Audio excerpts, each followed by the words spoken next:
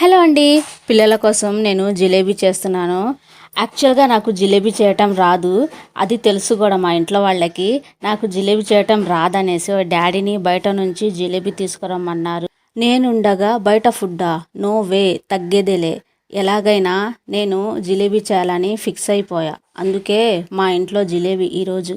నేను చెప్పినట్టుగా జిలేబీ వినాలి, జిలేబీ చెప్పినట్టుగా నేను వినకూడదు. సరేనా? Let's start jalebi recipe. ఒక గిన్నెలో సాయి మినపప్పు వేసుకున్నాను. సో ఒకసారి వాటర్తో నీట్గా కడుక్కున్న తర్వాత వాటర్ వేసేసి ఒక అరగంట ముందు నానబెట్టుకోవాలి. అరగంట తర్వాత మిక్సీ జార్లో వేసేసి మెత్తగా గ్రైండ్ చేసుకోవాలి.